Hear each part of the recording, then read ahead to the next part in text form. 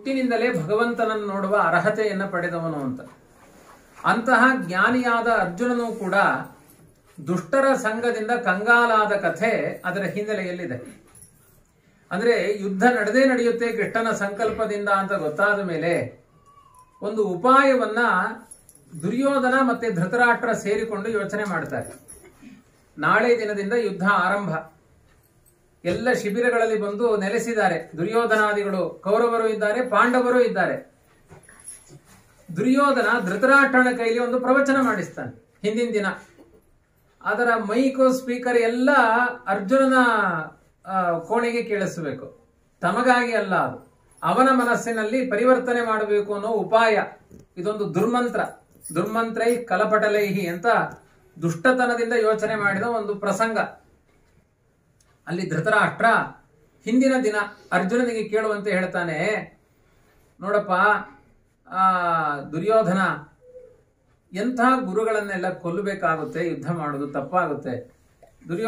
ದುರ್ಯೋಧನನಿಗೆ ಧೃತರಾಷ್ಟ್ರ ಹೇಳೋದು ಮಹಾ ಅಪರಾಧ.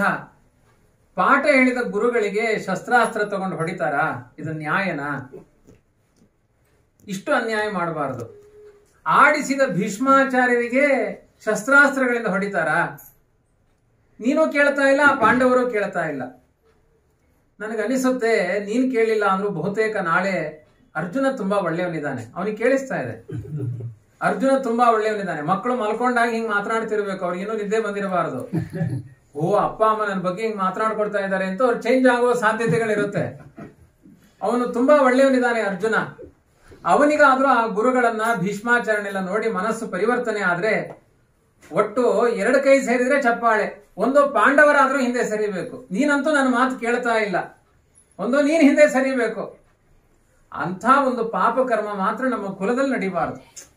ಎಂತೆಂಥ ಗುರುಗಳು! ಗುರುನ ಹತ್ವಾಹಿ ಮಹಾನುಭಾವಾನ್ ಶ್ರೇಯೋ ಭೋಕ್ತಂ ಭೈಕ್ಷ್ಯಂ ಅಪೀಹ ಲೋಕೆ. ದೊಡ್ಡ ದೊಡ್ಡ ಗುರುಗಳನ್ನ ಕೊಂದು ರಾಜ್ಯ ಆಳುವುದರ ಬದಲು ಭಿಕ್ಷೆ ಬೇಡ್ಕೊಂಡು ಕಾಡಿಗೆ ಹೋಗಿ ಬದುಕುವುದು ಒಳ್ಳೆಯದು. ಇದೆಲ್ಲ ಧೃತರಾಷ್ಟ್ರನ ಪ್ರವಚನ. ಅದರ ಮರುದಿನ ಅದೇ ಅನುವಾದಗಳನ್ನ ಅರ್ಜುನ ಮಾಡಿದಾನಷ್ಟೇ. ಅದು ಹಿಂದಿನ ದಿನದ ಪ್ರವಚನ ಏನು ಅನ್ನೋದು ಆ ಎಪಿಸೋಡ್ ಇಲ್ಲ ಭಗವದ್ಗೀತೆಯಲ್ಲಿ. ಅದು ಮಹಾಭಾರತದಲ್ಲಿ ದಾಖಲೆಯಾಗಿದೆ. ಅಂದ್ರೆ ಏನೆಲ್ಲ ಕುಹಕತನ ಮಾಡಬಹುದು. ದೇವರು, ಧರ್ಮ, ಆಸ್ತಿಕ್ಯ ಬುದ್ಧಿಗಳನ್ನೆಲ್ಲ ತನ್ನ ಮಗನಿಗೆ ರಾಜ್ಯ ಸಿಗಲಿ, ಅರ್ಜುನ ಯುದ್ಧವನ್ನು ಬಿಟ್ಟು ಹೋಗಲಿ ಅಂತ ವಂಚನೆ ಉಪಯೋಗಿಸಿಕೊಳ್ತಾನೆ. ಅದನ್ನೇ ಜಗನ್ನಾಥದಾಸರು ಹೇಳ್ತಾರೆ, ವೇದಾಂತ ವಿದ್ಯೆ ಉದರಂಬರಣಕ್ಕಾಯ್ತು ಅಂದ್ರೆ ಅವರಿಗಿಂತ ಒಬ್ಬ ಸಾಮಾನ್ಯ ಭಕ್ತನೇ ಉತ್ತಮನಾಗ್ತಾನೆ. ವೈದಿಕ ವೇಷಗಳನ್ನೆಲ್ಲ ಮಾಡಿಕೊಂಡು ಉದರಂಬರಣ ವಿದ್ಯೆ ಮಾಡ್ಕೊಂಡ್ಬಿಟ್ರೆ, ಹೊಟ್ಟೆ ಹೊರೆಯುವ ವಿದ್ಯೆ ಆಗಿಬಿಟ್ರೆ ವೇದಾಂತ ವ್ಯರ್ಥ ಆಗಿಬಿಡುತ್ತೆ. ಈಗ ಇಲ್ಲಿ ಮಾಡಿದ್ದೇನು ಧೃತರಾಷ್ಟ್ರ? ಸಮಗ್ರ ವೇದಾಂತವನ್ನ ತೆಗೆದುಕೊಂಡು ತನ್ನ ಮಕ್ಕಳಿಗೆ ಒಳ್ಳೇದಾಗ್ಲಿ ಅಂತ ಯಾರಿಗೆ ಕನ್ವಿನ್ಸ್ ಆಗ್ಬೇಕು ವೇದಾಂತ? ಅರ್ಜುನಾದಿಗಳಿಗಾಗ್ಲಿ, ನನ್ನ ಮಕ್ಕಳಿಗೆ ಆಗೋದು ಬೇಡ, ಅವ್ರಿಗೆ ರಾಜ್ಯ ಸಿಗಲಿ. ಎಂಥ ಒಂದು ಕುಹಕತನ ತುಂಬಿಕೊಂಡಿದೆ. ಅದಕ್ಕೆ ತುಂಬಾ ಕುತೂಹಲ. ನೋಡಿ, ಭಗವದ್ಗೀತೆ ಸ್ಟಾರ್ಟಿಂಗ್ ಹೇಗಿದೆ ಅಂದ್ರೆ ಅರ್ಜುನ ವಾಚ ಇಲ್ಲ, ಭಗವಾನ ವಾಚ ಇಲ್ಲ, ಸಂಜಯ ವಾಚ ಇಲ್ಲ, ಧೃತರಾಷ್ಟ್ರ ವಾಚ. ಯಾಕೆಂದ್ರೆ ಅವನಿಗೆ ಕುತೂಹಲ. ನಾನು ಹೇಳ್ತಾ ಇರ್ತೇನೆ, ಈ ಹೆಣ್ಮಕ್ಳು ಹೆಪ್ಪಾಕಿದ ಮೇಲೆ ಮರುದಿನ ಬೆಳಿಗ್ಗೆ ಕುತೂಹಲ, ಸರಿಯಾಗಿ ಹೆಪ್ಪಾಕಿದ್ಯಾ ಇಲ್ವಾ? ಹಾಕಿದ್ದೊಂದು ಹೆಪ್ಪು ಪ್ರತಿ ಎಷ್ಟು ವರ್ಷದಿಂದ ಹಾಕೊಂಡು ಬಂದಿದ್ದಾರೆ, ಆದ್ರೂ ಹೆಪ್ಪಾಗಿದೆಯಾ ಇಲ್ವಾ ಒಂದು ಸಮಾಧಾನ ಮಾಡ್ಕೊಳ್ಬೇಕು. ಹಿಂದಿನ ದಿನ ಒಂದು ಹಾಕಿದ್ದಾನೆ, ಮೊಸರಿನ ಹನಿ, ಒಂದು ಕಶ್ಮಲ ಹಾಕಿದ್ದಾನೆ. ಅದು ಏನಾದ್ರೂ ಒಂದು ಪರಿವರ್ತನೆ ಅರ್ಜುನನಲ್ಲಿ ಆಗಿದೆಯಾ ಇಲ್ವಾ? ಲೈವ್ ಕಾಮೆಂಟ್ರಿ ಹೇಳಿ ಸಂಜಯ್ ಕೂತ ಅವನ ಹತ್ರ ಕೇಳ್ತಾನೆ, ಧರ್ಮಕ್ಷೇತ್ರೆ ಕುರುಕ್ಷೇತ್ರೆ ಸಮವೇತಾಯೋತ್ಸವ ಮಾಮಕಾಹ ಪಾಂಡವಾಹ. ಹೇಳುವ ಶಬ್ದವೇ ಹೇಗಿದೆ ನೋಡಿ, ನನ್ನ ಮಕ್ಕಳು ಪಾಂಡವರು ಅಂದ್ರೆ ಅವ್ರು ನನ್ನ ಮಕ್ಕಳಲ್ಲ ಅಂತ. ಈ ಕಥೆಯನ್ನು ಹೇಳಬೇಕಾದ್ರೆ ಭಯ ಯಾಕಾಗುತ್ತೆ ಅಂದ್ರೆ, ಧೃತರಾಷ್ಟ್ರನ ಮಾತಿನ ಪ್ರವಚನದಿಂದ ಅರ್ಜುನ ಫೇಲ್ ಆದ, ಅಂದ್ರೆ ಅವನು ಅದಕ್ಕೆ ವಶನಾದ. ಕೃಷ್ಣ ಪಕ್ಕದಲ್ಲಿದ್ರು ಅರ್ಜುನನಿಗೆ ಆ ಪ್ರವಚನ ಎಫೆಕ್ಟ್ ಆಯ್ತು. ಅದರ ಜೊತೆಗೆ ಧೃತರಾಷ್ಟ್ರನಂತ ಒಬ್ಬ ಜ್ಞಾನಿ ದುರ್ಯೋಧನನ ಸಂಘದಿಂದ ನನ್ನ ಮಕ್ಕಳು ಪಾಂಡವರು ಅಂತ ದ್ವೇಷದ ಭಾವವನ್ನ ಅವನೇ ಮಾತನಾಡ್ತಾನೆ. ಅಂಥ ಜ್ಞಾನಿಗಳಿಗೆ ಹೀಗಾದಾಗ ನಮ್ಮ ಪಾಡೇನು ಅಂತ ಭಯ ಆಗುತ್ತೆ ಅಷ್ಟೇ, ಮತ್ತೇನಿಲ್ಲ. ಅವರನ್ನು ಉದ್ಧಾರ ಮಾಡ್ಲಿಕ್ಕೆ ಪಕ್ಕದಲ್ಲಿ ಕೃಷ್ಣ ನಿಂತಿದ್ದ, ನಮ್ಮನ್ನು ಉದ್ಧಾರ ಮಾಡ್ಲಿಕ್ಕೆ ಯಾರಿದ್ದಾರೆ? ಈಗ ಕೃಷ್ಣನೇ ಗೀತಾ ರೂಪದಲ್ಲಿ ಬಂದು ನಮ್ಮನ್ನು ಉದ್ಧಾರ ಮಾಡಬೇಕು. ಆದ್ರಿಂದ ಗೀತೆಗೆ ತಾಗಿಕೊಳ್ಳಿಲ್ಲ ಅಂತ ಆದ್ರೆ, ಗೀತಾ ಗೀತಾ ಗೀತಾ ಅಂದ್ರೆ ಇನ್ನೊಂದು ಹೇಳುತ್ತೆ, ಇದು ತಾಗಿ ತಾಗಿ ತಾಗಿ ಅಂತ ಎಲ್ಲೆಲ್ಲೋ ತಾಕೊಳ್ಳಬೇಡಿ, ಗೀತೆಗೆ ತಾಗಿ. ಆಯ್ತಾ? ದಾಸ ದಾಸ ಅಂದ್ರೆ ಅದು ಸದಾ ಸದಾ ಅಂತ ಇನ್ನೊಂದು, ನಮಃ ನಮಃ ಅಂದ್ರೆ ಮನಃ ಮನಃ ಅಂತ. ಎಲ್ಲ ಸಂಸ್ಕೃತದಲ್ಲಿ ಎಷ್ಟು ಚೆನ್ನಾಗಿದೆ ನೋಡಿ ಶಬ್ದ. ನಮಃ ಅಂದ್ರೆ ಮನಃ, ಮನಸ್ಸಿನ ಪೂರ್ವಕವಾಗಿ ನಮಃ ಇರಬೇಕು, ನಮಸ್ಕಾರ ಇರಬೇಕು. ಸುಮ್ಮನೆ ನಮಸ್ಕಾರ ಅಂದ್ರೆ ನಮ ನಮ ಅಂದ್ರೆ ಮನ ಮನಮನ ಅನ್ನುತ್ತೆ ಅದು. ರಾಮ ರಾಮ ಮರ ಮರ ಅಂದ್ರೆ ರಾಮ ರಾಮ ಅನ್ನುತ್ತಲ್ಲ, ಹಾಗೆ ಅದು. ಹಾಗೆ ಗೀತಾ ಗೀತಾ ಅಂದ್ರೆ ಅದಕ್ಕೆ ತಾಗಿಕೊಳ್ಳಬೇಕು ನಾವು. ಭಗವದ್ಗೀತೆಗೆ ಕಲಿಬಾಧೆಗಳಿಂದ ಪೀಡಿತರಾಗುವುದಿಲ್ಲ. ಯಾರು ಭಗವದ್ಗೀತೆಗೆ ತಮ್ಮ ಬದುಕನ್ನ ತಾಗಿಸಿಕೊಂಡಿದ್ದಾರೆ ಅವರ ಬದುಕಿನಲ್ಲಿ ಇಂತಹ ಸಂಮೋಹನ ಅಸ್ತ್ರಗಳು, ಜ್ಞಾನಿಗಳೇ ನಮ್ಮನ್ನ ಮಾರ್ಗಭ್ರಷ್ಟರನ್ನಾಗಿ ಮಾಡುತ್ತಾರೆ. ದೇವತೆಗಳ ಅಂಶರೂಪರಾದವರೇ ನಮ್ಮ ತತ್ವಜ್ಞಾನ ಮಾರ್ಗಕ್ಕೆ ಪ್ರತಿಬಂಧಕರಾಗ್ತಾರೆ. ಇಂತಹ ಪ್ರಸಂಗಗಳೆಲ್ಲ ತಪ್ಪುವಂತಹ ಅರ್ಹತೆಗಳು ಭಗವದ್ಗೀತೆಯನ್ನು ತಾಗಿಕೊಂಡ್ರೆ ಆಗುತ್ತೆ. ಆ ಸಂದರ್ಭದಲ್ಲಿ ಒಂದು ಅಧ್ಯಾಯ ಪೂರ್ಣ ಅರ್ಜುನನ ವಿಷಾದವೇ ಇದೆ. ಅದಕ್ಕೆ ವಿಷಾದ ಯೋಗ ಅಂತ ಕರೀತಾರೆ. ನಮ್ಮ ಸ್ವಾಮಿಗಳು ಯಾವಾಗಲೂ ಹೇಳ್ತಾ ಇದ್ರು, ಅರ್ಜುನನ ವಿಷಾದ ಅದು ಯೋಗ, ನಮ್ದು ವಿಷಾದ ರೋಗ ಅಂತ.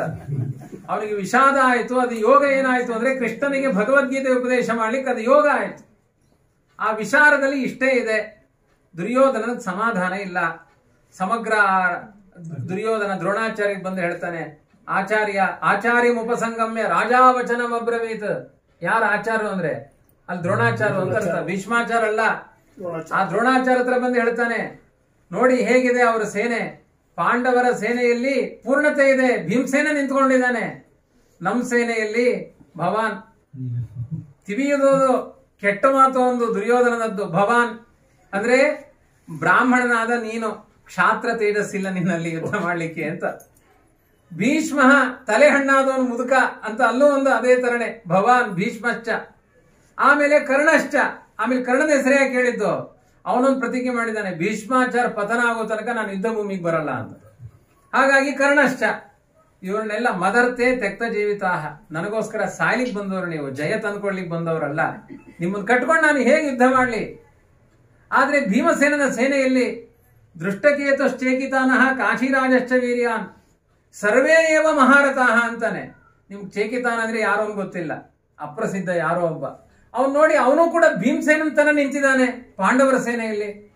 ನಮ್ಮ ಸೇನೆಯಲ್ಲಿ ಭೀಷ್ಮ ದ್ರೋಣಾದಿಗಳು ಕೂಡ ಕುಗ್ಗಿ ಹೋಗಿದ್ದಾರೆ, ನನಗೆ ಹೇಗ್ ಜಯ ಆಗುತ್ತೆ ಅಂತ ಅವನದೊಂದು ವಿಷಾದ ಇದೆ. ಜೊತೆಗೆ ದುರ್ಯೋಧನದ ವಿಷಾದ, ಅದರ ಜೊತೆಗೆ ಅರ್ಜುನನ ವಿಷಾದ. ಅದು ಪ್ರವಚನ ಮಾಡಿದ್ದು ಮಾತ್ರ ಅಲ್ಲ, ಏನ್ ಮಾಡಿದಾನೆ ಧೃತರಾಷ್ಟ್ರ ದುರ್ಯೋಧನನಿಗೆ ಹೇಳಿದ್ದ, ನಾನು ಹೆಂಗ್ ಪ್ರವಚನ ಮಾಡಿದ್ದೇನೆ ಹಾಗೆ ನಾಳೆ ಆ ಪಾನ್ಗಳನ್ನ ನಿಲ್ಲಿಸಬೇಕು. ಅರ್ಜುನನ ಎದುರುಗಡೆ ಭೀಷ್ಮಾಚಾರ ಕಾಣಬೇಕು, ದ್ರೋಣಾಚಾರ ಕಾಣಬೇಕು. ಬಾಣ ಎತ್ತಿದ ತಕ್ಷಣ ಹೊಡಿಬಾರದು, ಹಿಂದಿನ ದಿನ ಪ್ರವಚನ ನೆನಪಾಗಬೇಕು. ಅವ್ನು ಹೇಳಿದ್ದಕ್ಕೆ ಸಾಕ್ಷಿಯಾಗಿ ನಿಲ್ಲಬೇಕು ನನ್ನ ಪ್ರವಚನ. ಹಾಗೆ ಅದಕ್ಕೆ ಕೃಷ್ಣ ಏನ್ ಮಾಡಿದ್ದ, ರಥವನ್ನು ಹಿಂದ್ಗಡೆ ನಿಲ್ಲಿಸ್ಕೊಂಡಿದ್ದ. ನೋಡ್ಬಿಟ್ರೆ ವೀಕ್ ಆಗ್ತಾನೆ ಅಂತ ಕೃಷ್ಣನಿಗೂ ಗೊತ್ತಿತ್ತು, ಅದಕ್ಕೆ ರಥವನ್ನು ಹಿಂದೆ ನಿಲ್ಲಿಸಿದ್ದ. ಅದಕ್ಕೆ ಅರ್ಜುನ ಏನ್ ಮಾಡಿದ, ನನ್ ರಥ ಯಾಕೆ ಹಿಂದೆ ನಿಲ್ಸಿದೆ, ಮುನ್ಗಡೆ ನಿಲ್ಸು, ರಥಂ ಸ್ಥಾಪಯ ಮೆಚ್ಚುತ, ಮುಂದ್ ಕರ್ಕೊಂಡು ಹೋಗುವಂತ ಇವನ್ ಮತ್ತೆ ಅವನಿಗೆ. ಅದು ಕೃಷ್ಣ ಯೋಚನೆ ಮಾಡಿದ, ಇದು ಬಿದ್ದೇ ಹೇಳ್ಬೇಕಿದು, ಇದ್ರ ಪ್ರಾರಂಭ ಇಷ್ಟೇ, ಏನು ಮಾಡ್ಲಿಕ್ಕಾಗಲ್ಲ. ಈಗ ನಿಲ್ಸಲ್ಲ ಅಂದ್ರೆ ಅಲ್ಲೇ ಮೊದಲೇ ಚರ್ಚೆ ಶುರು ಆಗುತ್ತೆ. ನೀನ್ ಡ್ರೈವರ್ ಆಗಿ ಬಂದು ನೀನ್ ಓಡಿಸಲ್ಲ ಅಂದ್ರೆ ಏನ್ ಅರ್ಥ ಅಂತ ಇನ್ನೊಂದು ಹೊಸ ಚರ್ಚೆ ಮಾಡ್ತಾನೆ ಇವನು. ಅದಕ್ಕೂ ಒಂದು ಹಂತದಲ್ಲಿ ಏನಾಗುತ್ತೋ ಆಗ್ಲಿ ಅಂತ ಕೃಷ್ಣ ತಗೊಂಡು ಹೋಗಿ ಆ ಪ್ರವಚನದ ಎಫೆಕ್ಟ್ ಎಲ್ಲ ಆಗ್ಬೇಕು ಅಲ್ಲೇ ತಗೊಂಡೋಗಿ ರಣರಂಗದ ನಡುವೆ, ಆ ಕಡೆ ಪಾಂಡವರು ದ್ರೋಣವರು ಕೌರವರು, ಆ ಸೇನೆಯ ನಡುವೆ ರಥವನ್ನು ನಿಲ್ಲಿಸಿದ. ಆಯ್ತು, ಏನ್ ನಿರ್ಣಯ ಮಾಡ್ತಿ ಮಾಡು. ಅವಾಗ ಅವನು ಹೇಳ್ತಾನೆ, ಗುರುಗಳನ್ನ ಕೊಂದು ನಾನು ಎಂಥ ಸದ್ಗತೆಯನ್ನು ಪಡೀಲಿಕ್ಕಾಗುತ್ತೆ, ಇಂಥವ್ರನ್ನ ನಾನು ಕೊಲ್ಲಲಾರೆ ಅಂತ ಏನು ವಿಸೃಜ್ಯ ಸಶರಂ ಚಾಪಂ ಶೋಕ ಸಂವಿಘ್ನ ಮಾನಸಃ, ತನ್ನ ಬತ್ತಳಿಕೆ ಎಲ್ಲ ಧನುಸ್ಸು ಬಾಣ ಎಲ್ಲ ತೆಗೆದು ಕೆಳಗಡೆ ಇಟ್ಟ. ಶೋಕದಿಂದ ಅಳತಾ ಕೂತ. ರಥೋಪಸ್ಥ ಉಪಾವಿಶತ್, ಕೆಳಗಡೆ ಇಳಿಯುವ ತಾಕತ್ತು ಇಲ್ಲ, ಅಲ್ಲೇ ಬಿದ್ದೋದ ಅಂತ ಕುಸಿದು ಬಿದ್ದ ರಥದ ಮೇಲೆ. ರಥ ಉಪಸ್ಥ ಅಂದ್ರೆ ಅದು ಆ ಮಣೆ ಪೀಠ, ಅಲ್ಲೇ ಬಿದ್ದೋದ. ಕೃಷ್ಣ ಹೇಳ್ತಾನೆ, ಅರ್ಜುನ ನೀನ್ ದುಃಖ ಪಡೋದ್ರಲ್ಲಿ ಯಾವುದೋ ಅರ್ಥವೇ ಇಲ್ಲ. ಅಶೋಚ್ಯಾನ್ ಅನ್ವಶೋಚ, ಭಗವದ್ಗೀತೆ ಆರಂಭ ಆಗೋದು ಅಲ್ಲಿಂದ. ಅಶೋಚ್ಯಾನ್ ಅನ್ವಶೋಚಸ್ತಂ ಪ್ರಜ್ಞಾವಾದಾಂಶ ಭಾಷಸೆ. ಜಗತ್ತಿನಲ್ಲಿ ಇಷ್ಟು ದಡ್ಡತನದ ಪ್ರವಚನ ಯಾರಿಂದಲೂ ಮಾಡ್ಲಿಕ್ಕೆ ಸಾಧ್ಯ ಇಲ್ಲ ಅಂತ. ಅಂದ್ರೆ ಹಿಂದಿನ ದಿನ ಪ್ರವಚನಕ್ಕೆ ಕೃಷ್ಣನ ಕಿಂಡಲ್ ಅಷ್ಟೇ, ಅದು ಧೃತರಾಷ್ಟ್ರನ ಪ್ರವಚನದಿಂದ ಇವನು ಹಾಳಾಗಿದ್ದಾನೆ ಅಂತ ಗೊತ್ತಿದೆ. ಆದ್ರಿಂದ ಜಾಣರಂತೆ ಮೂರ್ಖರಂತೆ ಮಾತನಾಡ್ತಾ ಇದೆ. ಇಂಥ ಮಾತು ನೀನು ಕ್ಷತ್ರಿಯೋತ್ತಮನಾಗಿ ಮಾತನಾಡೋದು ಉಚಿತವೇ ಅಲ್ಲ. ಯಾಕೆ ಅಂದ್ರೆ ಅರ್ಜುನನಿಗೂ ಗೊತ್ತು, ಈ ಯುದ್ಧ ಮಾಡಬೇಕು ಅಂತ ಸ್ವರ್ಗಲೋಕಕ್ಕೆ ಹೋಗಿ 6 ವರ್ಷ ಸ್ಪೆಷಲ್ ಅಧ್ಯಯನ ಮಾಡ್ಕೊಂಡು ಬಂದವನು ಒಂದು ದಿನದಲ್ಲಿ ವೀಕ್ ಆಗ್ತಾನೆ ಅಂದ್ರೆ ಅರ್ಥ ಏನು? ಮೂರ್ಖರ ಪ್ರವಚನ ಕೇಳಿಸ್ಕೊಂಡಿದಿ. ಅದಕ್ಕೆ ನಮ್ಮ ಭಾಗವತವು ನಮಗೆ ಹೇಳುತ್ತೆ, ಕಂಡಲ್ಲಿ ಪ್ರವಚನಗಳಿಗೆ ಹೋಗ್ಬೇಡಿ, ಎಲ್ಲಿ ಸನ್ಮಾರ್ಗ ಪ್ರದರ್ಶನ ಇದೆ ಅಂತಹ ಪ್ರವಚನಗಳನ್ನ ಕೇಳಿ.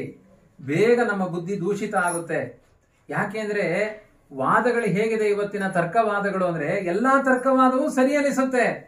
ದೇವರಿಲ್ಲ ಅಂತ ಒಬ್ಬ ಪ್ರತಿಪಾದನೆ ಮಾಡ್ತಾ ಇದ್ರೆ ಹೌದಲ್ವಾ ಅನ್ಸುತ್ತೆ. ನಮ್ಮ ಬುದ್ಧಿಗೆ ಅಂತಹ ಬಲ ಇಲ್ಲ. ಹಾಗಾಗಿ ಹಂಸಗಳು ಸ್ನಾನ ಮಾಡುವ ತೀರ್ಥದಲ್ಲೇ ಸ್ನಾನ ಮಾಡಬೇಕು. ಬೇರೆ ಕಾಗಿಗಳು ಸ್ನಾನ ಮಾಡುವ ತೀರ್ಥದಲ್ಲಿ ಹೋಗಿ ಸ್ನಾನ ಮಾಡಬಾರದು. ತದ್ವಾಯಸಂ ತೀರ್ಥಂ, ಅದು ವಾಯಸ ತೀರ್ಥ. ಭಗವಂತನ ಶಾಸ್ತ್ರಕ್ಕೆ, ಭಗವಂತನ ಸರ್ವೋತ್ತಮತ್ವಕ್ಕೆ ವಿರುದ್ಧವಾದ ಯಾವ ವಿಚಾರಗಳನ್ನು ಕೇಳಿಸಿಕೊಳ್ಳಬಾರದು. ಅವರ ಉದ್ದೇಶವೇ ಚೆನ್ನಾಗಿರಲ್ಲ. ಆದ್ರಿಂದ ನೀನು ಎಲ್ಲ ಮೂರ್ಖತನದ ಮಾತುಗಳು. ಇಲ್ಲಿಯ ತನಕ ಏನ್ ಆಡಿದೆ 50 ಶ್ಲೋಕದ ಪ್ರವಚನ ಮಾಡಿದಾನೆ ಅರ್ಜುನ, ಅದೆಲ್ಲವೂ ಮೂರ್ಖತನದ ಪ್ರವಚನ. ಇಂಥ ಮೂರ್ಖತನದ ಪ್ರವಚನ ನಿನ್ನಂತ ಜ್ಞಾನಿ ಆದವನು ಆಡಬಾರದು ಅಂತಾನೆ. ಅದಕ್ಕೆ ಒಂದೊಂದೇ ಪ್ರಶ್ನೆಗಳನ್ನು ಅವನು ಕೇಳ್ತಾನೆ ಅರ್ಜುನ. ಅಲ್ಲ, ಏನ್ ಮೂರ್ಖತನ? ನನ್ನ ಬಂಧು ಬಾಂಧವರನ್ನು ಕೊಲ್ಲಬಾರದು ಅಂತ ಅದು ಮೂರ್ಖತನವ? ಅಲ್ಲ, ಬಂಧು ಬಾಂಧವರು ಅನ್ನುವ ಅರ್ಥದಲ್ಲಿ ಕೊಲ್ಲು ಅಂತ ನಾನು ಹೇಳ್ತಾ ಇಲ್ಲ. ಇಲ್ಲಿ ನಡೀತಾ ಇರೋದು ಧರ್ಮಾಧರ್ಮಗಳ ಯುದ್ಧ. ಅಂದ್ರೆ ಇವರು ಅಣ್ಣ ತಮ್ಮಂದಿರ ಗಲಾಟೆ ಅಂತ ಕೆಲವರು ವ್ಯಾಖ್ಯಾನ ಮಾಡಿದ್ದಾರೆ. ಅಣ್ಣ ತಮ್ಮಂದಿರ ಗಲಾಟೆಯೇ ಅಲ್ಲ ಇದು. ದುರ್ಯೋಧನ ಆ ಒಂದು ಪಂಚಗ್ರಾಮಗಳನ್ನಾದ್ರೂ ಕೊಡು ಅಂದ್ರೆ ಸೂಚ್ಯಗ್ರಂ ನೈವ ದಾಸ್ಯಾಮಿ ಅಂತ ಹೇಳಿದವನು. ಆದ್ರಿಂದ ಇಲ್ಲಿ ಬಾಂಧವ್ಯ ಅಲ್ಲ, ಇಲ್ಲಿ ಧರ್ಮದ ದ್ವೇಷವೇ ಇದೆ. ಒಂದು ವೇಳೆ ಈ ಧರ್ಮ ಯುದ್ಧ ಕೃಷ್ಣನ ಮೂಲಕ ನಡೀಲಿಲ್ಲ ಅಂತ ಆಗಿದ್ರೆ ಏನಾಗ್ತಾ ಇತ್ತು ಹೇಳಿ? 1000 ಕ್ಷತ್ರಿಯರಲ್ಲಿ ಧರ್ಮ ಉಳಿತು ಮುಂದೆ. ಎಲ್ಲಿಂದ? ಪರೀಕ್ಷಿತ ರಾಜನಿಂದ ಆರಂಭ ಮಾಡಿ ಕ್ಷೇಮಕ ರಾಜನ ತನಕ ಅಷ್ಟು ಧರ್ಮದ ವ್ಯವಸ್ಥೆ ನಮ್ಮ ಸಮಾಜದಲ್ಲಿ ಸತ್ತೋಗ್ತಾ ಇತ್ತು. ಇವತ್ತು ಭಗವದ್ಗೀತೆ ಪ್ರವಚನ ನಡೀತಿರಲಿಲ್ಲ. ಒಂದು ವೇಳೆ ಕೃಷ್ಣ ಯುದ್ಧಕ್ಕೆ ಸಪೋರ್ಟ್ ಮಾಡಲಿಲ್ಲ ಅಂದ್ರೆ ಅವತ್ತಿನ ದುರ್ಯೋಧನನ ಆಡಳಿತದಿಂದ ಇಲ್ಲಿಯ ತನಕ ಯಾವುದೂ ಬರ್ತಾ ಇರಲಿಲ್ಲ. ಯಾವ ಕಾಶಿ ವಿಶ್ವನಾಥನೂ ಇರ್ತಿರ್ಲಿಲ್ಲ, ಯಾವ ಅಯೋಧ್ಯ ರಾಮನೂ ಇರ್ತಿರ್ಲಿಲ್ಲ. ಅಂತಹ ಘೋರವಾದ ಸ್ಥಿತಿ ಬರ್ತಾ ಇತ್ತು. ಅದಕ್ಕೆ ಕೃಷ್ಣ ಮಾಡಿದ ಯುದ್ಧ ಅದು ಧರ್ಮ ಯುದ್ಧವೇ ಹೊರತು ದಾಯಾದಿಗಳ ಕಲಹಕ್ಕೆ ಕೃಷ್ಣ ಸೂತ್ರಧಾರಿಯಾಗಿ ನಿಂತದ್ದಲ್ಲ. ಇನ್ನು ಅವನ ಪ್ರಶ್ನೆಗಳಿಗೆಲ್ಲ ವಿಸ್ತಾರವಾಗಿ 18 ಅಧ್ಯಾಯಗಳಲ್ಲಿ ಉತ್ತರಗಳನ್ನು ಕೊಡ್ತಾನೆ. ನಾಸತೋ ವಿದ್ಯತೆ ಭಾವ ನಾಭಾವೋ ವಿದ್ಯತೆ ಸತಃ ಉಭಯೋರಪಿ ದೃಷ್ಟವಂತ ಸ್ತನಯೋಸ್ತತ್ವದರ್ಶಿಭಿ ಅಂತ ಕೃಷ್ಣನ ಮಾತು. ಒಂದು ನಿರ್ಣಯವಾದ ಮಾತನ್ನು ಹೇಳ್ತಾನೆ ಕೃಷ್ಣ. ಅಸತಃ ಸಕಾಶಾತ್ ಸತಃ ಭಾವ ನ ವಿದ್ಯತೆ.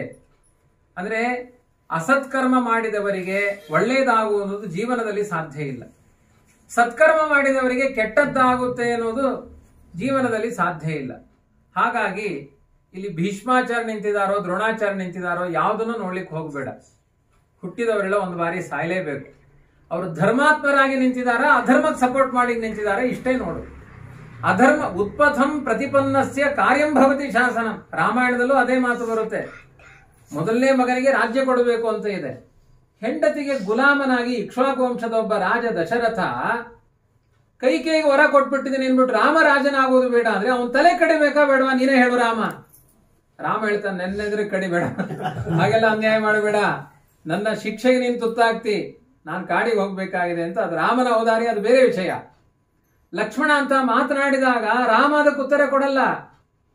ಉತ್ಪಥಂ ಪ್ರತಿಪನ್ನಸ್ಯ, ಯಾರು ಧರ್ಮ ಮರ್ಯಾದೆಯನ್ನ ಮೀರಿ ನಡೀತಾರೆ ಅವರನ್ನ ಶಾಸನ ಮಾಡಬೇಕು, ಅವ್ರು ಎಂಥವರೇ ಆಗಿರಲಿ.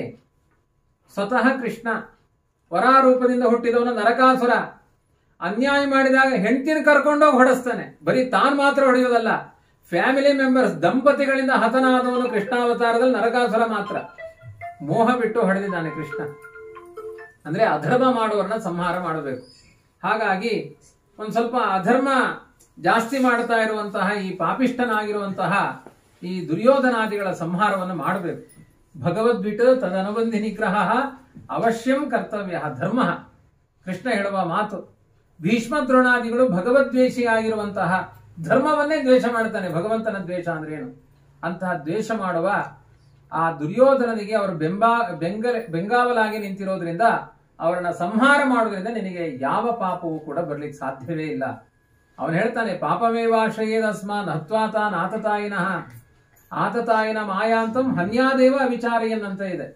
ಯಾರು ಬೆಂಕಿ ಹಾಕಿರ್ತಾರೆ, ಹೆಂಡತಿಯನ್ನು ಅಪಹಾರ ಮಾಡಿರ್ತಾರೆ, ವಿಷ ಹಾಕಿರ್ತಾರೆ, ಅಂತವರು ಬಂದ ತಕ್ಷಣ ಕೊಲೆ ಮಾಡಬಹುದಂತೆ, ಪಾಪ ಬರುವುದಿಲ್ಲ ಅಂತ ಇದೆ.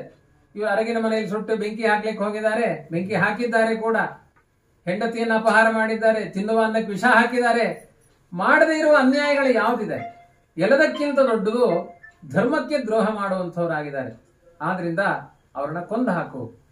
ಅಲ್ಲ, ಗುರುಗಳ ಅನ್ಯಾಯ ಮಾಡಿದಾಗ ಕೊಲ್ಬೋದಾ? ಶಿಷ್ಯನಾದವನು ಗುರುಗಳ ಅನ್ಯಾಯ ಮಾಡಿದಾಗ ಕೊಲ್ಲಬಹುದಾ? ಅಂದ್ರೆ ವಾಸ್ತವಿಕವಾಗಿ ಗುರುಗಳೇ ಅನ್ಯಾಯ ಮಾಡ್ತಿದ್ದಾರೆ ಅಂತಾನೆ ಕೃಷ್ಣ. ಯಾಕೆ ಅಂದ್ರೆ ಸ್ವಧರ್ಮೇ ನಿಧನಂ ಶ್ರೇಯಃ ಅಂತ ಇದೆ. ದ್ರೋಣಾಚಾರ್ಯ ಯುದ್ಧಕ್ಕೆ ಬಂದಿದಾರಲ್ಲ, ಅವರು ಕ್ಷತ್ರಿಯರಾಗಿ ಬಂದಿದಾರ, ಬ್ರಾಹ್ಮಣರಾಗಿ ಬಂದಿದಾರ? ಆದ್ರಿಂದ ಒಬ್ಬ ಶಿಷ್ಯ ಒಳ್ಳೆ ಚಾತುರ್ಮಾಸ ವ್ರತ ಮಾಡಿ ಏಕಾದಶಿ ಉಪವಾಸ ಮಾಡಿ ಧರ್ಮಾನುಷ್ಠಾನ ಮಾಡ್ತಾ ಇದ್ದಾನೆ. ಗುರುಗಳು ಆರಾಮಾಗಿ ಹೋಟೆಲಲ್ಲಿ ಕೂತು ಊಟ ಮಾಡ್ತಾ ಇದ್ದಾರೆ ಅಂದ್ರೆ ಅವನಲ್ಲಿ ಗುರುತ್ವ ಎಷ್ಟಿದೆ? ಇದು ಪ್ರಶ್ನೆ ಬರುತ್ತಾ ಇಲ್ವಾ? ಆದ್ರಿಂದ ಇವರು ಅಧರ್ಮಕ್ಕೆ ಬ್ರಾಹ್ಮಣ್ಯವನ್ನೇ ತ್ಯಾಗ ಮಾಡಿ ಪಾಠ ಮಾಡ್ಲಿ ಅವರು. ಇಲ್ಲಿ ಅದು ಬಿಟ್ಟು ಯುದ್ಧಕ್ಕೆ ಯಾಕೆ ಬಂದ್ರು? ಅದಕ್ಕೆ ಎಲ್ಲಿ ಅವರಿಗೆ ಪ್ರಮಾಣ ಇದೆ? ಆದ್ರಿಂದ ಕೃಷ್ಣ ಎಷ್ಟು ಚೆನ್ನಾಗಿ ಉತ್ತರ ಕೊಡ್ತಾನೆ ಅಂದ್ರೆ, ನೀನು ಗುರುವಿಗೆ ಹಿತ ಮಾಡುದಾದ್ರೆ ಅವ್ರ ತಲೆ ಮೊದಲು ಕಡಿ ಅಂತಾನೆ ಕೃಷ್ಣ. ಯಾಕೆಂದ್ರೆ ಒಂದು ದಿನಕ್ಕೆ ದ್ರೋಣಾಚಾರ್ಯರು 10,000 ಮಹಾರಥಿಕರ ತಲೆಗಳನ್ನು ಕಡ್ದು ಹಾಕ್ತಾ ಇದ್ದಾರೆ. ಬ್ರಾಹ್ಮಣನಾಗಿ ಆತರ ಕಡಿತಾ ಹೋಗಬಾರದು, ಶಾಂತನಾಗಿರ್ಬೇಕು. ಕಡಿಯುವ ಕೆಲಸ ಎಲ್ಲ ಕ್ಷತ್ರಿಯರಿಗೆ, ಬ್ರಾಹ್ಮಣ ಅವನು ಶಾಂತಿಯಿಂದ ಇರಬೇಕು ಅಂತ ಬಿಟ್ಟು ಇಂತ ಅನ್ಯಾಯ ಮಾಡ್ತಾ ಇದ್ದಾರೆ. ಒಂದೊಂದ್ ದಿನ ಹೀಗೆ ಅವ್ನು ಕಡಿತಾ ಹೋದ್ರೆ ದ್ರೋಣಾಚಾರ್ಯ ಪಾಪ ಮೂಟೆ ಜಾಸ್ತಿ ಆಗುತ್ತಪ್ಪ. ಅವ್ರು ಬೇಗ ಹೋದಷ್ಟು ಅವ್ರ ಪುಣ್ಯ ಜಾಸ್ತಿ ಆಗುತ್ತೆ, ಕಡ್ದಾಕೋ ಅಷ್ಟೇ. ಆದ್ರಿಂದ ದ್ರೋಣಾಚಾರ್ಯ ಹೋಗೋದ್ರಿಂದಲೇ ಅವರಿಗೆ ಅಸ್ತಿತ್ವ ಇದೆ, ಶ್ರೇಯಸ್ಸಿದೆ.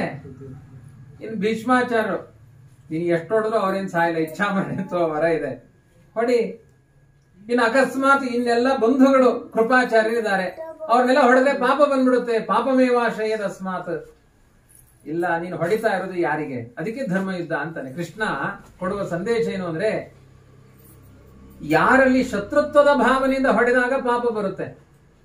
ಅದಕ್ಕೆ ನಮ್ ಗುರುಗಳು ಕೊಡುವ ದೃಷ್ಟಾಂತ, ಕಳ್ಳನೂ ಚೂರಿ ಹಾಕ್ತಾನೆ ಏನೋ ಕಿತ್ಕೊಳ್ಳಿಕ್ಕೆ, ಒಬ್ಬ ವೈದ್ಯನೂ ಚೂರಿ ಹಾಕ್ತಾನೆ ಹೊಟ್ಟೆಗೆ ಆಪರೇಷನ್ ಮಾಡ್ಲಿಕ್ಕೆ. ಅವನ ಧ್ಯೇಯ ಉದ್ದೇಶಗಳು ಪ್ರಾಮಾಣಿಕವಾಗಿರೋದ್ರಿಂದ ವೈದ್ಯನನ್ನ ಧನ್ವಂತರಿ ಅಂತ ಪೂಜೆ ಮಾಡ್ತೀವಿ, ಹಣ ಕೊಟ್ಟು. ಇರುವ ಹಣ ಎಲ್ಲ ಅವನಿಗೆ ಕೊಡ್ತೇವೆ, ಕಂಡಾಗೆಲ್ಲ ನಮಸ್ಕಾರ ಮಾಡ್ತೀವಿ, ನಮಗೆ ಪ್ರಾಣ ಕೊಟ್ಟವರು ನೀವು ಅಂತ. ಅದೇ ಕಳ್ಳನಿಗೆ ಎಲ್ಲ ಅವನಿಗೆ ಪೊಲೀಸ್ ಸ್ಟೇಷನ್ ಹಾಕಿ ಬದಸ್ತೀವಿ. ಅಲ್ಲ, ಇಬ್ರು ಹೊಟ್ಟೆಗೆ ಚೂರಿ ಹಾಕಿದಾರಲ್ಲ, ಕಳ್ಳನಿಗೂ ಪೂಜೆ ಮಾಡೋಣ ಅಂದ್ರೆ ಭಾವ ಏನು ಇಲ್ಲಿ? ವೈದ್ಯನ ಹೃದಯ ಶುದ್ಧಿ ಇರೋದ್ರಿಂದ ಅವನಿಗೆ ಅಲ್ಲಿ ಪಾಪಲೇಪ ಆಗಲಿಲ್ಲ. ಅಕಸ್ಮಾತ್ ಆಪರೇಷನ್ ಮಾಡ್ತಾ ಪ್ರಾಣ ಹೋದ್ರೂ ಅಪರಾಧಿ ಆಗಲ್ಲ ಅವನು, ಅರ್ಥ ಆಯ್ತಾ? ಆದ್ರೆ ಒಬ್ಬ ಚೂರಿ ಹಾಕಿದ ಕಳ್ಳನಿಂದ ಅಪರಾಧ ಆಗುತ್ತೆ. ಅದು ಯಾಕೆ? ಅವನ ಭಾವ ಶುದ್ಧಿ ಇದೆ. ಹಾಗೆ ನೀನು ಯುದ್ಧವನ್ನ ಭೀಷ್ಮಾಚಾರ್ಯರು ನನ್ನ ಅಜ್ಜ ಅಂತ ಬಾಣ ಹೊಡಿಬೇಡ, ದ್ರೋಣಾಚಾರ್ಯರು ನನ್ನ ಗುರುಗಳನ್ನು ಬಾಣ ಹೊಡಿಬೇಡ. ಇದು ಅಧರ್ಮ ಯುದ್ಧ. ನಾನು ಹೊಡಿತಾ ಇರೋದು ಅಧರ್ಮಕ್ಕೆ ಅಂತ ಬಾಣ ಹೊಡಿ, ಅದು ದೇವರ ಪೂಜೆ ಆಗುತ್ತೆ. ಹಾಗಾಗಿ ಒಟ್ಟಿನಲ್ಲಿ ಭಗವದ್ಗೀತೆ ಏನ್ ಹೇಳುತ್ತೆ ಅಂದ್ರೆ, ಎದುರುಗಡೆ ಧರ್ಮ ಅಂತ ಕಾಣುವುದು ಅಧರ್ಮನೂ ಆಗಿರ್ಬೋದು, ಅಧರ್ಮ ಅಂತ ಕಾಣುವುದು ಧರ್ಮ ಅಂತನೂ ಆಗ್ಬೋದು. ಆದ್ರೆ ಅಂತರಂಗದ ಭಾವನೆಯ ಮೇಲೆ ಧರ್ಮಾಧರ್ಮಗಳ ನಿರ್ಣಯ ಆಗುತ್ತೆ. ಆದ್ರಿಂದ ವ್ಯಾಸರ ಮಾತು, ವೇಷಂನ ವಿಶ್ವಸೇತ್ ಪ್ರಾಜ್ಞ ವೇಷೋ ದೋಷಾಯ ಕಲ್ಪತೆ. ಹೊರಗಡೆ ಇರುವ ವೇಷ ಆವೇಶಗಳಿಂದ ಅವರ ಧರ್ಮಗಳನ್ನು ನಿರ್ಣಯ ಮಾಡ್ಲಿಕ್ಕಾಗಲ್ಲ. ಅವರ ಅಂತರಂಗದ ಭಾವನೆಗಳಿಂದ ಅವರು ಮಾಡ್ತಾ ಇರೋದು ಧರ್ಮವ ಅಧರ್ಮವ ನಿರ್ಣಯ ಆಗುತ್ತೆ. ನಮ್ಮ ಮನಃಶುದ್ಧಿಯೇ ತುಂಬಾ ಮುಖ್ಯವಾಗುತ್ತೆ. ಇದನ್ನೇ ಸ್ವಧರ್ಮೇ ನಿಧನಂ ಕ್ಷಯಃ ಅಥವಾ ಕರ್ಮಣ್ಯೇವಾಧಿಕಾರಸ್ಥೆ ಅಥವಾ ಯೋಗ ಏನು ಕರ್ಮಸು ಕೌಶಲಂ, ಸಾಂಖ್ಯಯೋಗ ಎಲ್ಲ ಇದೇ ಅರ್ಥ. ಸಾಂಖ್ಯಯೋಗದ ಬಗ್ಗೆ ಉಪದೇಶ ಮಾಡ್ತಾನೆ. ಮೇಲ್ಮೇಲೆ ಇರುವಂತಹ ಅರ್ಥಗಳನ್ನೆಲ್ಲ ತಗೊಳ್ಬೇಡ ಅರ್ಜುನ. ಯಾಮಿಮಾಂ ಪುಷ್ಪಿತಾಂ ವಾಚಂ ಪ್ರವದಂತಿ ಅವಿಪಶ್ಚಿತಾ ವೇದವಾದರತಾ ಪಾರ್ಥ ನಾನಿದಸ್ಥಿತಿವಾದಿನಃ. ವೇದಗಳ ಮೇಲ್ನೋಟಕ್ಕೆಲ್ಲ ಸ್ವರ್ಗಕ್ಕೆ ಹೋಗಿ ಅಂತ ಕತೆ ಹೇಳ್ತಾ ಇವೆ. ವೇದಗಳ ಅರ್ಥ ಅದಲ್ಲೇ ಅಲ್ಲ, ತತ್ವ ಸಮನ್ವಯ. ಸಮಗ್ರ ವೇದಗಳು ಭಗವಂತನ ಗುಣ ಪ್ರತಿಪಾದನೆಗೆ ಹೊರಟಿದೆ. ಒಳಗಡೆ ಇರುವ ಅರ್ಥವನ್ನ ಚಿಂತನೆ ಮಾಡಬೇಕು. ಹಾಗಾಗಿ ಈ ಧರ್ಮದ ಯುದ್ಧದ ಭಾವನೆ ಏನು ಅನ್ನುವುದನ್ನ ನೀನು ನೋಡ್ತಾ ಹೋದ್ರೆ ಅದೊಂದು ದೇವರ ಪೂಜೆ ಆಗುತ್ತೆ. ಆದ್ರಿಂದ ಅಥೋವಾ ಪ್ರಾಪ್ಸ್ಯಸೇ ಸ್ವರ್ಗಂ ಜಿತ್ವಾವಾ ಭೋಕ್ಷಸೇ ಮಹಿಂ ತಸ್ಮಾದ್ ಉತ್ತಿಷ್ಠ ಕೌಂತೆಯ ಯುದ್ಧಾಯ ಕೃತ ನಿಶ್ಚಯ. ಏನಾದ್ರೂ ಒಂದು ಬೆನಿಫಿಟ್ ನಿನಗಿದ್ದೇ ಇದೆ ಯುದ್ಧ ಮಾಡೋದ್ರಿಂದ. ಪುರಾಣಕ್ಕೆ ಹೋದವ್ರಿಗೆ ಇದೆಯಲ್ಲ, ಒಂದೋ ಒಳ್ಳೆ ತೂಕಡಿಕೆ ನಿದ್ರೆ ಅಥವಾ ಜನ್ಮಾಂತರದ ಪಾಪ ಪರಿಹಾರ, ಹಾಗೆ ಮನೆಗೆ ಹೋಗುವಾಗಿಲ್ಲ ಅವ್ರಿಗೆ. ಏನೋ ಒಂದು ಬೆನಿಫಿಟ್ ಇದೆ ಪುರಾಣಕ್ಕೆ ಹೋಗಿ ಕೂತಿದ್ರಿಂದ. ಆ ನೆಪದಲ್ಲಿ ಹೋಗಿ ಕೂತ್ರು ಅಷ್ಟೇ ಒಂದಷ್ಟು ಪಾಪ ಪರಿಹಾರ ಆಗುತ್ತೆ, ಆಯ್ತಾ? ಆದ್ರಿಂದ ಇಲ್ಲಿ ನೀನು ಯುದ್ಧಕ್ಕೆ ಬಂದಿದೆ, ಒಂದ್ ವೇಳೆ ನೀನೇ ಸತ್ತು ಹೋಗ್ತೀನಿ ಅಂತ ಅನ್ಕೋ, ಅವಾಗ ವೀರ ಸ್ವರ್ಗ ಸಿಗುತ್ತೆ ನಿನಗೆ. ಅವ್ರನ್ನ ಸಾಯಿಸಿದೆ ಅಂತ ಅನ್ಕೋ, ಹತ್ವಾವ ಭೋಕ್ಷಸೇಮ ಹಿಂ ರಾಜ್ಯ ಎಲ್ಲ ನಿನಗೆ ಸಿಗುತ್ತೆ. ಅವ್ರು ಸತ್ರೆ ನಿನಗೆ ರಾಜ್ಯ ಲಾಭ, ನೀನೇ ಸತ್ರೆ ವೀರ ಸ್ವರ್ಗ. ನಿನಗೆ ಬೆನಿಫಿಟ್ ಇದ್ದೇ ಇದೆ, ನಿನಗೆ ಪಾಪ ಬರಲ್ಲ. ಎಲ್ಲಿಯ ತನಕ ಹೇಳ್ತಾನೆ ಕೃಷ್ಣ ಅಂದ್ರೆ, ಇವರನ್ನೆಲ್ಲ ನಾನು ಕೊಂದಾಗಿದೆ, ನೀನು ನಿಮಿತ್ತ ಮಾತ್ರ ಭವ ಸವ್ಯ ಸಾಚಿನ. ಇದು ಅವತ್ತಿನ ಮಾತಲ್ಲ, ಭಗವದ್ಗೀತೆ ರಿಲಿವೆಂಟ್, ಇವತ್ತಿಗೂ ಅನ್ವಯವಾಗುತ್ತೆ. ಎಲ್ಲಾ ಕ್ರಿಯೆಗಳನ್ನ ಭಗವಂತ ಮಾಡಿದ್ದಾನೆ, ಎಲ್ಲಾ ಸೂತ್ರಧಾರಿಯೂ ಅವನೇ ಆಗಿದ್ದಾನೆ, ನಾವು ಕೇವಲ ಪಾತ್ರಧಾರಿಗಳು. ಆದ್ರಿಂದ ಯಾವ ಯಾವ ಕ್ಷಣದಲ್ಲಿ ವ್ಯಾಸರ ಮನೋವೈಶಾಲ್ಯ ನೋಡಿ, 800 ವರ್ಷಗಳ ಮೊದಲೇ ಯಾರ್ಯಾರು ಯಾವತ್ತು ಯುದ್ಧ ಮಾಡ್ಬೇಕಾದ್ರೆ ಯಾವ ಡ್ರೆಸ್ ಅಲ್ಲಿ ಬಂದು ಯಾವ ಸ್ಟೈಲಲ್ಲಿ ನಿಂತ್ಕೊಂಡಿರ್ತಾರೆ ಅಂತ ಹೇಳಿದ್ರು ವ್ಯಾಸರು ಹೇಳಿದ್ರು ಅನ್ನೋಕ್ಕಿಂತ ಸಂಜಯನಿಗಿರುವ ಶಕ್ತಿ ಎಂತಹದ್ದು, ಅವರ ಮನಸ್ಸಿನ ಭಾವನೆಗಳೇನಿತ್ತು ಅಂತ ಸಂಜಯ ಕಾಮೆಂಟ್ರಿ ಕೊಡ್ತಾನೆ. ಇವತ್ತು ಕ್ರಿಕೆಟ್ ಒಬ್ಬ ಸ್ಪಿನ್ನರ್ ಬಾಲ್ ಹಾಕೋಕ್ಕಿಂತ ಮೊದಲು ಈಗ ಅವ್ನು ಸ್ಪಿನ್ ಆಗ್ತಾನೆ ನೋಡಿ ಅಂತ ಲೈವ್ ಅವನಿಗೆ ಹೇಳಿಕ್ ಬರುತ್ತಾ? ಹಾಕಿದ ಮೇಲೆ ಸ್ಪಿನ್ ಅಂತಾನ ಅವನು, ನೋ ಬಾಲ್ ಅಂತಾನೆ. ಮುಂಚೆ ಹೇಳಿಕ್ಕಾಗುತ್ತಾ?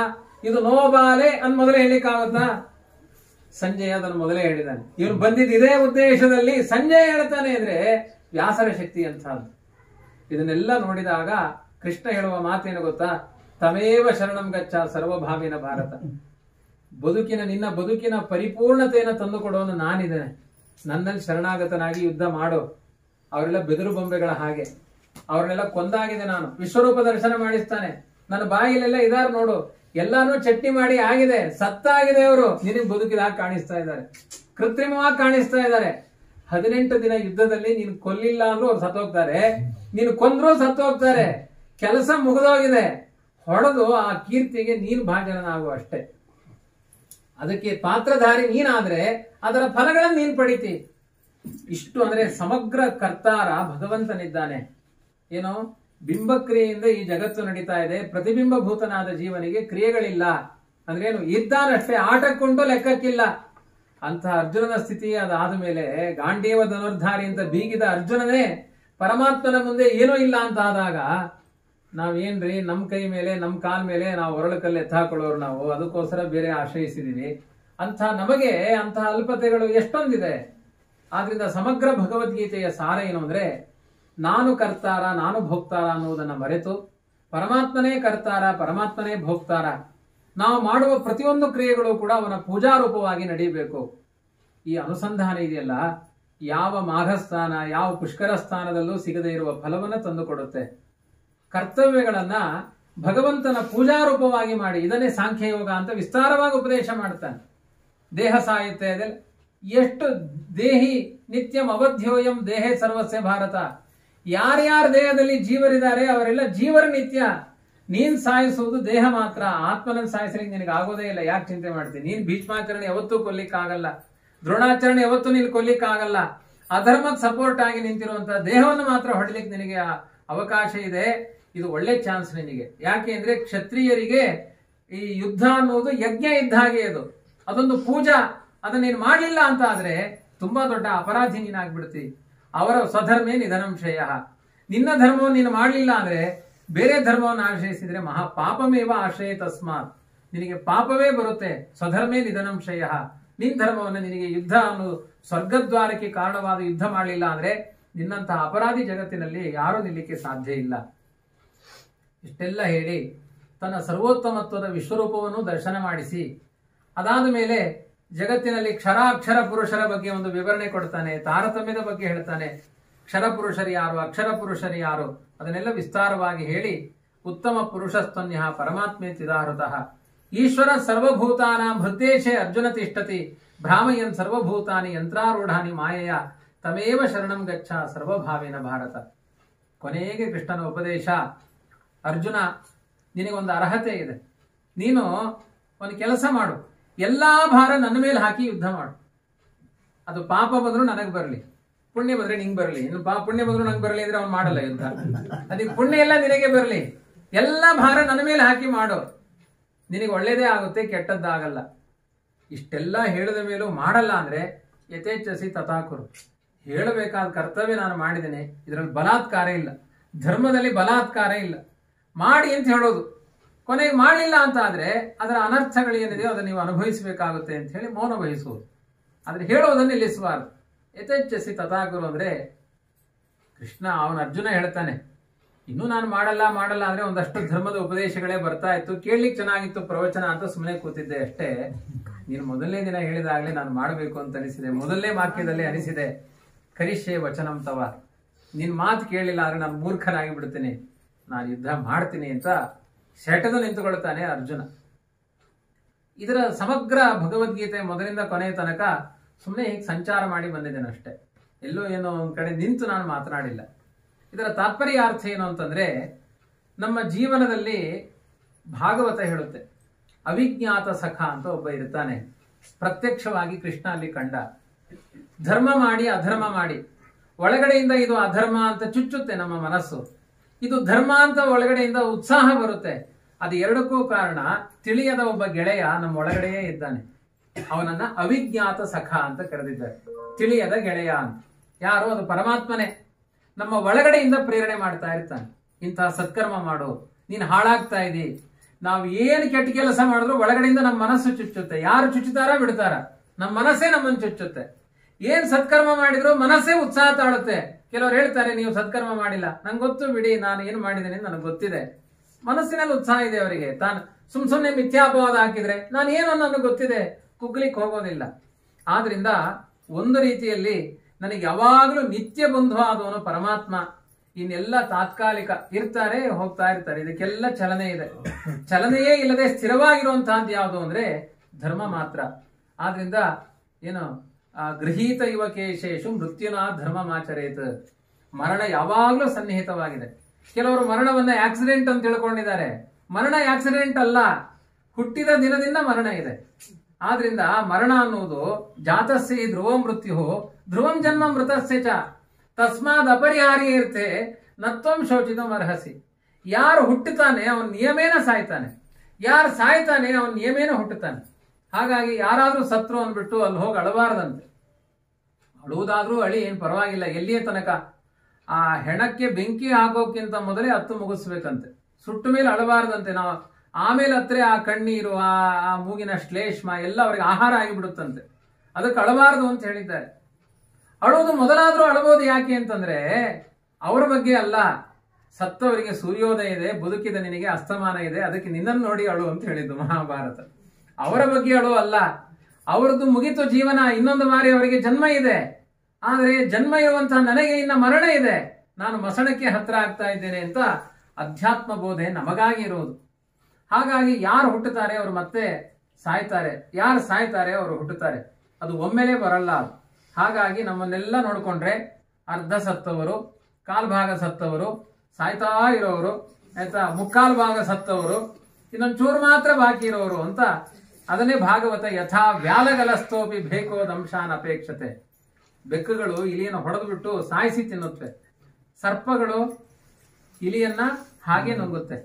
ಹೇಳಿ ಯಾರಾದ್ರೂ, ಸರ್ಪ ಇಲಿಯನ್ನ ಹಿಡಿದ ಮೇಲೆ ಇಲಿಯ ಪ್ರಾಣ ಎಲ್ಲೋಯ್ತು ಹೇಳಿ ನೋಡೋಣ. ಕಚ್ಚಿದ ತಕ್ಷಣ ಹೋಯ್ತಾ? ಗಟ್ಲಲ್ಲಿ ಹೋಗ್ಬೇಕಾದ್ರೆ ಹೋಯ್ತಾ? ಹೊಟ್ಟೆಲ್ ಹೋಗಿ ವಿಲಿ ವಿಲಿ ವಿಲಿ ಒದ್ದಾಡಿ ಹೋಯ್ತಾ ಪ್ರಾಣ? ಯಾವಾಗ ಹೋಯ್ತು? ಏನಿಲ್ಲ, ಮೊದಲೇ ಹಾರ್ಟ್ ಅಟ್ಯಾಕ್ ಆಗಿದ್ರೆ ಇಲ್ಲಿಗೆ ಗೊತ್ತಿಲ್ಲ. ಕ್ರಮವಾಗಿ ಹೊಟ್ಟೆನಲ್ಲಿ ಹೊಟ್ಟೆ ಒಳಗಡೆ ಹೋಯ್ತು, ಸರಿಯಾಗಿ ಹಾಗೆ ಇಟ್ಕೊಳ್ಳೋಣ. ಹೊಟ್ಟೆ ಒಳಗಡೆ ಪ್ರಾಣ ಹೋಯ್ತು. ಹಾಗಾದ್ರೆ ಕ್ರಮವಾಗಿ ಪ್ರಾಣ ಹೋಗ್ತಿತ್ತು. ಅದು ಯಾವಾಗ ಸರ್ಪದ ಬಾಯಿಗೆ ಬಿದ್ದಿದೆ ಅವಾಗಲಿಂದ ಅದಕ್ಕೆ ಪ್ರಾಣ ಹೋಗ್ಲಿಕ್ಕೆ ಆರಂಭವಾಯ್ತು. ಪಲ್ಸ್ ರೇಟ್ ಎಲ್ಲ ನಿಂತಿದ್ದೆಲ್ಲಿ ಅಂದ್ರೆ ಹೊಟ್ಟೆಯಲ್ಲಿ ನಿಂತಿತ್ತು ಅಂತ ಅರ್ಥ. ಹಾಗೆ ಸಂಸಾರಕ್ಕೆ ನೀವು ಯಾವಾಗ ಬಂದು ಬಿದ್ದಿದ್ದೀರಿ, ಅದು ಸಂಸಾರವೆಂಬ ಕಾಲ ಸರ್ಪ ನಿಮ್ಮನ್ನು ಹಿಡಿದಾಯ್ತು. ಅವತ್ತಿಂದ ಟಕ್ ಟಕ್ ಟಕ್ ಟಕ್ ನುಂಗ್ತಾ ಇದೆ ಅದು. ಇವಾಗ ನುಂಗಿದ್ದ ಕೆಲವರದು ಬಾಲ ಅಳ್ಳಾಡ್ತಾ ಇದೆ ಅಷ್ಟೇ, ಒಳಗಡೆ ಎಲ್ಲ ಹೋಗಾಗಿದೆ.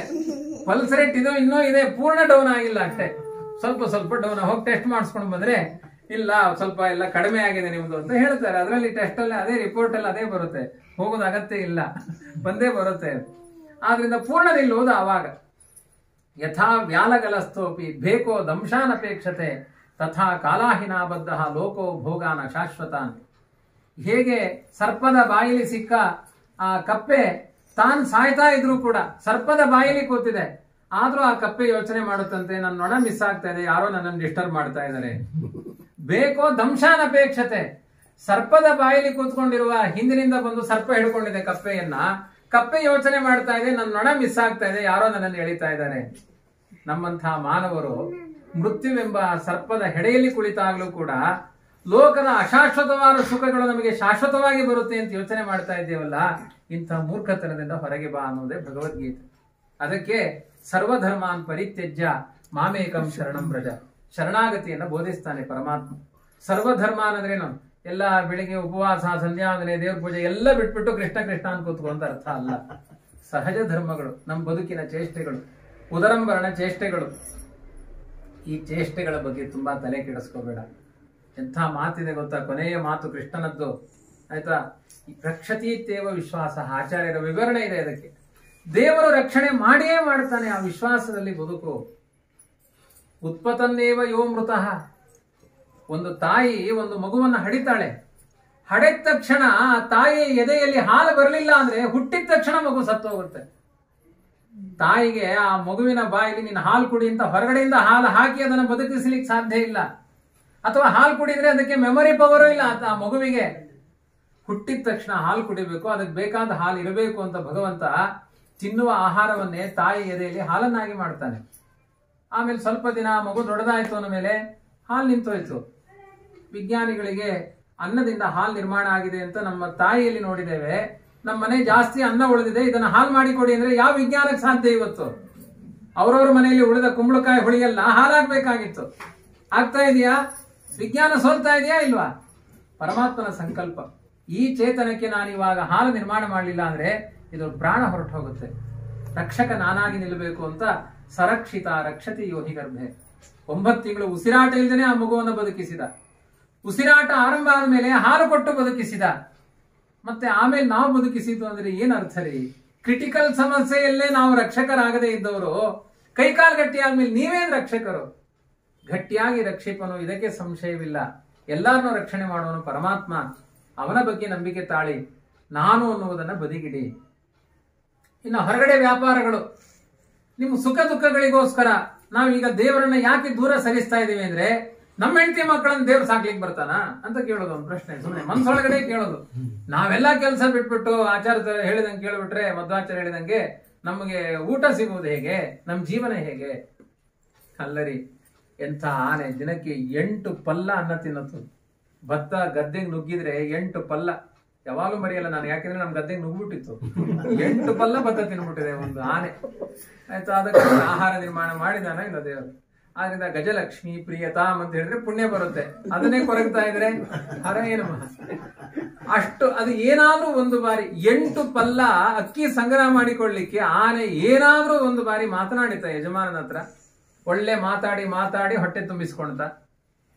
84 ಲಕ್ಷ ಜೀವರಾಶಿಗಳಲ್ಲಿ ಭಗವಂತ ನಾಲಿಗೆಯನ್ನ ಯಾವ ಜೀವರಾಶಿಗಳಿಗೂ ಕೊಟ್ಟಿಲ್ಲ ಮಾತನಾಡುವ ಶಕ್ತಿ. ಮನುಷ್ಯರಿಗೆ ಕೊಟ್ಟಿದ್ದಾನೆ. ಅದು ಹೊಟ್ಟೆ ತುಂಬಿಸ್ಲಿಕ್ಕಲ್ಲ. ಹೊಟ್ಟೆ ತುಂಬಲಿಕ್ಕೆ ಮಾತಿನ ಶಕ್ತಿ ಇಲ್ದೇನೆ ಇದ್ರು ಹೊಟ್ಟೆ ತುಂಬುತ್ತೆ. ಆದ್ರೆ ಈ ಹೊಟ್ಟೆ ತುಂಬಲ್ಲ. ವಿಠಲ ವಿಠಲ ಅನ್ನಿ ಒಡಲ ಜಾಗಟೆಯ ಮಾಡಿ ನುಡಿವ ನಾಲಿಗೆಯ ಪಿಡಿದು ಬಿಡದೆ ಢಣಾರ್ ಢಣಾರೆಂದು ಬಿಡದ ಚಪ್ಪಳಿಕ್ಕುತ್ತ. ಯಾರು ಭಗವಂತನ ನಾಲಿಗೆಯಲ್ಲಿ ಕೊಂಡಾಡೋದಿಲ್ಲ, ಇದು ದರ್ದರಿ ಕೈವ ಅಂತ ಹೇಳಿದ್ದಾರೆ. ಅದೊಂದು ಕಪ್ಪೆ ಅಥವಾ ಅದೊಂದು ಮಾಂಸ ಸುಮ್ಮನೆ ಬೆಳ್ಕೊಂಡಿದೆ. ಯಾಕೆಂದ್ರೆ ಮಾಂಸದ ಮುದ್ದೆ ಅದೇನೋ ಆಕ್ಷನ್ ಇಲ್ಲ ಅದರಲ್ಲಿ. ಇದೊಂದು ಮಾಂಸದ ಮುದ್ದೆ, ದೇವರ ಬಗ್ಗೆ ಮಾತನಾಡ್ತಿಲ್ಲ ಅಂದ್ರೆ ಇದೊಂದು ಮಾಂಸದ ಮುದ್ದೆ, ಒಳ್ಳೆ ರಿಯಾಕ್ಷನ್ ಇಲ್ಲ ಅದರಲ್ಲಿ. ಆದ್ರಿಂದ ನಿಮ್ಮ ಜೀವನಕ್ಕಾಗಿ ಇಷ್ಟೊಂದು ಕಷ್ಟಪಡಬೇಡಿ. ಅಲ್ಲ, ಕಷ್ಟಪಡಬೇಡಿ ಅಂದ್ರೆ ಹೊಟ್ಟೆ ತುಂಬುವುದು ಹೇಗೆ? ಅದಕ್ಕೆ ಹೇಳ್ತಾರೆ, ಹೊಟ್ಟೆ ತುಂಬಬೇಕು ಅನ್ನೋದು ಭಗವಂತನ ಸಂಕಲ್ಪ ಇತ್ತು ಅಂದ್ರೆ ತುಂಬೇ ತುಂಬುತ್ತೆ. ಯಥಾ ದುಃಖ ಮಯತ್ನತಃ. ಪ್ರಹ್ಲಾದರಾಜರು, ರಾಯರ ವ್ಯಾಖ್ಯಾನ ಇದೆ ಇದಕ್ಕೆಲ್ಲ ವಿವರಣೆ. ಇದೇ ದೊಡ್ಡ ಹಿರಣ್ಯಕಶ್ಯಪ ಜೊತೆಗೆ ಚರ್ಚೆ ಪ್ರಹ್ಲಾದರಾಜರಿಗೂ ಹಿರಣ್ಯಕಶ್ಯಪಿಗೂ. ಸುಖ ದುಃಖಗಳಿಗೆ ನೇತಾರ ನೀನಲ್ಲ, ಅದು ಪರಮಾತ್ಮ. ಸುಖಂ ಈಶೇಚ್ಛಯ ನೃಣಾಂ ದುಃಖಂ ಚಾಪಿ ತದಿಚ್ಛಯ ನ ಸ್ವೇಚ್ಛಯ ಭವೇತ್ ಕಿಂಚಿತ್ ಹಂತ ಹಂತ ಅಫಲಾತವ ಅದತೋ ಮದತೋಂದಸ್ಯ ಜಿಹ್ವಾಂ ಬಕ್ವಾಚಿನೋ ನರ ಸಂತ ಕಾದಂತಿ ದಂತಾಸ್ತೆ ಹಂತ ಅಹಂತ ಅಫಲಾತವ. ತುಂಬಾ ನಾಲಿಗೆಯಲ್ಲಿ ಮಿಠಾಯಿ ಹಾಕೊಂಡು ಕೆಲವೊಮ್ಮೆ ಅಗಿಬೇಕಾದ್ರೆ ಮಿಠಾಯಿ ಬದಲು ನಾಲಿಗೆನ ಕಳಕ್ ಅಂತ ಅಗಿತೇವೆ. ನಮ್ಮ ಹಲ್ಲು ನಮ್ಮ ನಾಲಿಗೆ ಮಿಠಾಯಿ ಅಗಿಬೇಕು ಅನ್ನೋ ಸಂಕಲ್ಪ ಯಾಕೆ ನಾಲಿಗೆ ಜಜ್ಕೊಂಡು? ನಮ್ಮ ಅಹಂಕಾರ ಅಷ್ಟಿದೆ. ಎಲ್ಲ ನಾನೇ ಸುಖಕ್ಕೆ ಕಾರಣ ಅಂದ್ರೆ ಭಗವಂತ ಅಲ್ಲಿ ತೋರಿಸ್ತಾನೆ. ನಾವೇ ಎತ್ತಿದ ಗುಂಡುಕಲ್ಲನ್ನ ನಮ್ಮ ಕಾಲ ಮೇಲೆ ಹಾಕೊಂಡು ಒದ್ದಾಡ್ತೇವೆ. 15 ದಿನ ಯಾವ ಕೆಲಸನೂ ಮಾಡುವ ಹಾಗಿಲ್ಲ. ಮಿಕ್ಸಿಲಿ ಕೈ ಬೆರಳು ಇಟ್ಬಿಟ್ಟು ಸ್ವಯಂ ತಿರುಗಿಸೋದು ನಾವೇ, ಮತ್ತೊಬ್ಬರಲ್ಲ. ಈ ತರ ಬೇಕಾದಷ್ಟು ಅವ್ಯವಸ್ಥೆಗಳು ನಮ್ಮ ಜೀವನದಲ್ಲಿ ನಾವು ಮಾಡಿಕೊಳ್ತೇವೆ. ಇದರ ಅರ್ಥ ಏನು? ಸುಖ ದುಃಖಗಳಿಗೆ ನಾನ್ ನೇತಾರ ಅಲ್ಲ. ನಾನು ಬಯಸುವುದು ಸುಖ, ನನಗೆ ಬಂದಿದ್ದ ದುಃಖ. ಹೇಗೋ ಹಾಗೆ ನೀವು ಸುಖ ಬಯಸಿದ್ರು ದುಃಖ ಬರುತ್ತೆ, ದುಃಖ ಬಯಸಿದ್ರು ಸುಖ ಬರುತ್ತೆ. ಮಹಾಭಾರತದಲ್ಲಿ ಒಂದು ಕಥೆ ಇದೆ. ವಿಶ್ವಾಮಿತ್ರರು ಸಿಕ್ಕಾಪಟ್ಟೆ ಕಾಟ ಕೊಟ್ರಂತೆ ವಸಿಷ್ಠರಿಗೆ. ಸಿಕ್ಕಾಪಟ್ಟೆ ದೌರ್ಜನ್ಯ. ಮೊದಲನೇ ವಿಶ್ವಾಮಿತ್ರರೇ ಬೇರೆ, ಆಮೇಲಿನ ವಿಶ್ವಾಮಿತ್ರರೇ ಬೇರೆ. ಈಗ ನಮಗೆಲ್ಲ ಉಪಾಸ್ಯ ದೇವತೆ. ಮೊದಲನೇ ವಿಶ್ವಾಮಿತ್ರರು ಕಂಡಲ್ಲಿ ವಸಿಷ್ಠರ ಫ್ಯಾಮಿಲಿಯನ್ನು ಕೊಲೆನೇ ಮಾಡುದು. ಅವ್ರದ್ದು ಎಲ್ಲಾ ಸಂಸಾರ ಹಾಳಾಗಿ ಹೋಗಿ ನನ್ನ ಜೀವನದಲ್ಲಿ ಯಾವ ಭಗವದ್ಗೀತೆ ಓದಿದ್ರು ವಿಶ್ವಾಮಿತ್ರರಿಂದ ನೆಮ್ಮದಿ ಸಿಗಲ್ಲ ಅಂತ ಹಿಮಾಲಯದ ಮೇಲೆ ಹೋಗಿ ಗಂಗೆಗೆ ಹಾರಿ ಆತ್ಮಹತ್ಯೆ ಮಾಡ್ಕೊಳ್ಬೇಕು ಅಂತ ವಸಿಷ್ಠರು ಸಂಕಲ್ಪ ಮಾಡಿ ನಿಂತ್ರಂತ. ನಾವು ನಿಂತಾಗ ಯಾರಾದ್ರೂ ರಕ್ಷಣೆ ಮಾಡ್ಲಿಕ್ಕೆ ಬರ್ತಾರ ಅಂತ ಕಾಯ್ತೀವಿ. ವಸಿಷ್ಠರು ಹಾರೇ ಬಿಟ್ರು ಗಂಗೆಗೆ. ಗಂಗೆ ಹೂವಿನ ತರ ಆಗಿ 100 ಹೋಳಾಗಿ ಆಚೆ ನಿಂತ್ಲಂತೆ. ವಸಿಷ್ಠರು ಕೇಳ್ತಾರೆ, ಯಾಕೆ ನನ್ನನ್ನು ಎಳ್ಕೊಳ್ಳಿಲ್ಲ? ನಿಮ್ಮಂತ ಜ್ಞಾನಿಗಳನ್ನು ಕೊಂದ ಪಾಪ ನನಗೆ ಯಾಕೆ? ನಾನ್ ತಯಾರಿಲ್ಲ ಅಂತ ಶತುದ್ರಿ ಅಂತ 100 ಸೀಳಾಗಿ ಹೊರಟೋದ್ಲಂತೆ.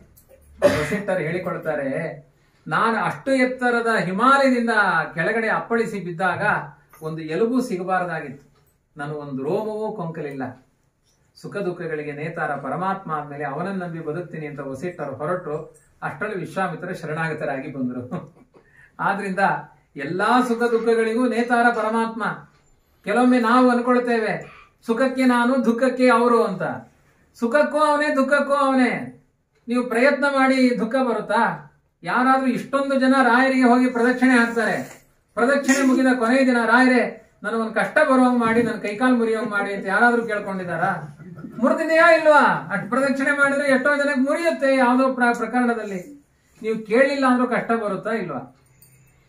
ಹಾಗೆ ನೀವು ಕೇಳಲಿಲ್ಲ ಅಂದ್ರೂ ಸುಖ ಬರುತ್ತೇರಿ ಅಲ್ವಾ? ಮನೆಯಲ್ಲಿ 10 ದಿನ ಒದ್ದಾಡ್ತಾ ಇದ್ದು ಒಳ್ಳೆ ಸಾರು ತಿನ್ನಬೇಕು ಅಂತ ಸಿಗಲೇ ಇಲ್ಲ. ಎಷ್ಟು ಪ್ರಯತ್ನ ಮಾಡಿದ್ರು 3 ಗಂಟೆ ಟೈಮ್ ವೇಸ್ಟ್. ಯಾವ ಒಗ್ಗರಣೆ, ಯಾವ ಯೂಟ್ಯೂಬ್ ನೋಡಿದ್ರು ಆ ರುಚಿ ಬರಲಿಲ್ಲ. ಕೊನೆಗೆಲ್ಲೋ ಮಠಕ್ಕೆ ಊಟ ಕರೆದಿದ್ದು, ಹೋಗ್ ಕೂತ್ರೆ ಆ ಸಾರು ಕಟ್ಟಿದ್ದೇ ಕಟ್ಟಿದ್ದು. ಏನ್ ರುಚಿ ಮಾಡಿದ್ರಿ ರಾಘವೇಂದ್ರಾಚಾರ್ಯ? ಆ ಸಾರು ಕುಡ್ದಿದ್ದು. ಏನಾದ್ರೂ ಪ್ರಯತ್ನ ಇತ್ತ? ಕರ್ಕೊಂಡು ಹೋಗಿದ್ರು ಯಾರೋ, ಅವ್ರದೇ ಖರ್ಚಲ್ಲಿ ಕರ್ಕೊಂಡು ಹೋದ್ರು, ಮಠದಲ್ಲಿ ಊಟ ಹಾಕ್ಸಿದ್ರು, ಭರ್ಜರಿ ಊಟ. ಇಲ್ಲಿ 10 ದಿನ ಒದ್ದಾಡಿದೆ ಒಂದು. ನನ್ನ ಹಣ, ನನ್ನ ಶ್ರಮ, ನನ್ನ ಪ್ರಯತ್ನ ಎಲ್ಲ ವ್ಯರ್ಥ. ಅಲ್ಲಿ ಬಿಟ್ಟಿ ಕೆಲವೊಮ್ಮೆ ಅನ್ನ ಸಿಗಲಿಲ್ಲ ಅಂತ ಗಲಾಟೆ, ಇನ್ನೂ ಎಲೆ ಹಾಕ್ಲಿಲ್ಲ ಅಂತ ಗಲಾಟೆ. ಕೆಲವರದು ಎಲೆ ಹಾಕಿದ ಮೇಲೆ ಚೆನ್ನಾಗಿ ಜಾಸ್ತಿ 4 ಸೌಟ್ ಬಿಸಿಬೇಳೆ ಹಾಕ್ಬಿಟ್ರೆ ಯಾಕ್ರಿ ಇಷ್ಟೊಂದು ಹಾಕ್ತೀರಿ ಅಂತ ಗಲಾಟೆ. ಏನಿದಕ್ಕೆ ಅರ್ಥ? ಹಾಗಾದ್ರೆ ಅಲ್ಲಿ ಹಾಕಲೇ ಇಲ್ಲ ಅಂತ ಗಲಾಟೆ, ಇಲ್ಲಿ ಜಾಸ್ತಿ ಆಯ್ತು ಅಂತ ಗಲಾಟೆ. ಏನ್ ಅರ್ಥ ಇದಕ್ಕೆ? ಅದಕ್ಕೆ ದೇವರು ಯಾವ್ಯಾವ ಕಾಲಕ್ಕೆ ಎಷ್ಟೆಷ್ಟು ಕೊಡಬೇಕು ಕೊಟ್ಟೇ ಕೊಡ್ತಾನೆ. ಸುಖವೂ ಕೊಡ್ತಾನೆ, ದುಃಖವೂ ಕೊಡ್ತಾನೆ. ದುಃಖಕ್ಕೆ ನಿಮ್ಮ ಪ್ರಯತ್ನ ಹೇಗೆ ಬೇಡ, ಸುಖಕ್ಕೂ ನಿಮ್ಮ ಪ್ರಯತ್ನ ಬೇಡ. ಇದ್ದು ನೋಡಿ, ತಲ್ಲಣಿಸದಿರೋ ಕಣ್ಯ, ಇದನ್ನೇ ಹೇಳಿದ್ದು. ಎಲ್ಲ ಶ್ರೀಪಾದರಾಜರ ಅನುಭೂತಿಯ ಮಾತುಗಳೇನು. ಶಾಲ್ಯೋದಾನ, ಬೆಣ್ಣೆ ಕಾಸಿದ ತುಪ್ಪ, ಚಿನ್ನದ ಹರಿವಾಣದಲ್ಲಿ ಭೋಜನ, ಘನ್ನ ಮಹಿಮ ನಿನ್ನ ಕರುಣೆ ತಪ್ಪಿದ ಮೇಲೆ ಕದನ್ನಕ್ಕೆ ಬಾಯಿ ಬಿಡಿಸುವ ಹರಿಯೇ. ಶ್ರೀಪಾದರಾಜರು ಕಾಡಿನ ಮಧ್ಯೆ ಹೋಗಿ ಕೂತ್ರು 64 ಭಕ್ಷ್ಯ ಅಲ್ಲಿ ಯಾರೋ ಒಬ್ಬ ತಂದು.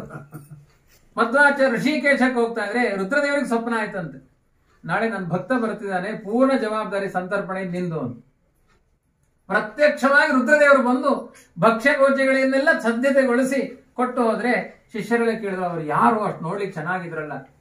ದೇವ್ರು ಹೇಳಿರ್ತಾನೆ, ರುದ್ರದೇವರು ಅಸಿಸ್ಟೆಂಟ್ ಕೆಲಸ ಮಾಡಿ ಹೋಗಿರ್ತಾರೆ, ಊಟ ಮಾಡಿ ಅಂತ. ಮಧ್ವಾಚಾರ್ಯ ನಂಬಿ ಬದುಕಿದ್ರೆ ನಿಂತಲ್ಲೇ ಮೃಷ್ಟಾನ್ನ ಭೋಜನ ಇದೆ. ಆದ್ರಿಂದ ದಾಸರು ಹೇಳಿದ್ದೇನು ಗೊತ್ತಾ? ಇಟ್ಟಾಂಗಿ ನಂಬದೆ ಕೆಟ್ಟರೆ, ನಂಬಿ ಕೆಟ್ಟವರಿಲ್ಲವೋ ರಂಗಯ್ಯನ, ನಂಬದೆ ಕೆಟ್ಟರೆ ಕೆಡಲಿ. ಯಾರು ದೇವರ ನಂಬಿದ್ದಾರೆ ಅವ್ರು ಯಾರು ಇಲ್ಲಿ ತನಕ ಮಣ್ಣು ತಿಂದು ಹಾಳಾಗಿಲ್ಲ. ಯಾರು ನಂಬಿಲ್ಲ ಅವ್ರು ಹಾಳಾದ್ರೆ ಹಾಳಾಗ್ಲಿ ಬಿಡು. ದುರ್ಯೋಧನಾದಿಗಳವರು ಕಷ್ಟತರಂ ಯಾಂತು ಸರ್ವೇ ದುರ್ಯೋಧನಾದಯ. ದೇವರಲ್ಲಿ ನಂಬಿಕೆ ಇಲ್ಲದಿರುವಂತಹ ದುರ್ಯೋಧನಾದಿಗಳು ಮತ್ತೆ ಮತ್ತೆ ಕಷ್ಟಪಡ್ಲಿ. ಆದ್ರೆ ದೇವರ ನಂಬಿರುವಂತಹ ಯಾವ ಒಂದು ಸಣ್ಣ ಕ್ರಿಮಿ ಕೀಟಗಳಿಗೂ ದುಃಖ ಆಗುವುದು ಬೇಡ. ಇದು ನಮ್ಮ ತತ್ವ ಸಿದ್ಧಾಂತ. ಸಮಗ್ರ ನಮ್ಮ ಭಾರತೀಯತೆ ಈ ನಂಬಿಕೆಯ ಮೇಲೆ ಇದೆ. ಇದನ್ನೇ ಕೃಷ್ಣ ಹೇಳ್ತಾನೆ. ಅದನ್ನು ಆಚಾರ್ಯ ವಿವರಿಸ್ತಾರೆ. ಏನು? ರಕ್ಷತಿ ಇತ್ತೇವ ವಿಶ್ವಾಸ ತದೀಯೋಹಮಿತಿ ಸ್ಮೃತಿ. ಯಾವಾಗಲೂ ನಮ್ಮ ಮನಸ್ಸಿಗೆ ಅನಿಸ್ತಾ ಇರಬೇಕು, ನನ್ನ ರಕ್ಷಕ ಇವ್ರು ಯಾರೂ ಅಲ್ಲ, ಅವರ ಅಂತರ್ಯಾಮಿಯಾಗಿ ಭಗವಂತ. ಅವರನ್ನು ಮರಿಬಾರದು. ಮತ್ತೆ ನೋಡಿ, ಇವತ್ತಿಂದ ಅಪ್ಪನಿಗೆ ಮಗ ಹೇಳುದು, ನೀನ್ ರಕ್ಷಕ ಅಲ್ಲ, ಆಚಾರ್ಯ ಹೇಳಾಗಿದೆ ದೇವರು ಅಂತ, ಹೋಗೋಗ್ ನೀನು. ಹಾಗೆ ಹೇಳುದೆ.